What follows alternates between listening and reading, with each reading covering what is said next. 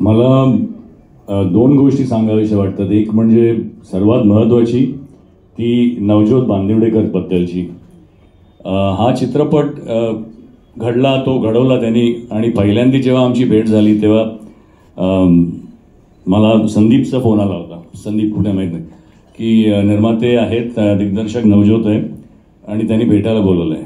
म्हटलं मी नाही भेटायला सर, त्यांना सांग माझ्याकडे यायला. तो असा झाला, तो फापरला थोडा.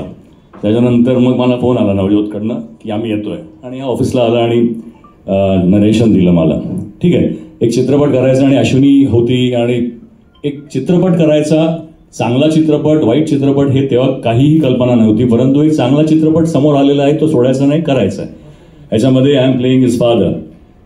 पहिल्यांदाच माझ्यासाठी हा अनुभव आहे की मी कोणाचा तरी बाप करतोय चित्रपटात. पण I said okay, let's do it.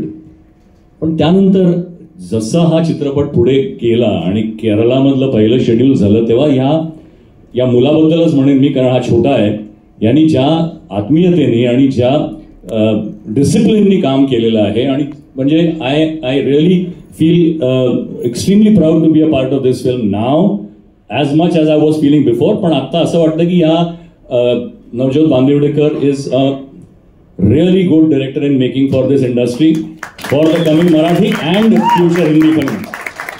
त्याचं डेडिकेशन आणि एकूणच सगळा जो प्रवास आम्ही केरळामध्ये कितीतरी कष्ट त्यांनी भोगलेले आहेत. म्हणजे काय काय नाही झालं जे चित्रपटात होऊ, म्हणजे झाल्यानंतर चित्रपट कदाचित लोक बंद करत असतील असे, पण he has gone through all the help, आणि today we are standing here on this day.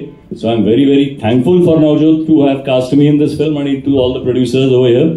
So आणि please note this, there is a big director in making. Thank you so much.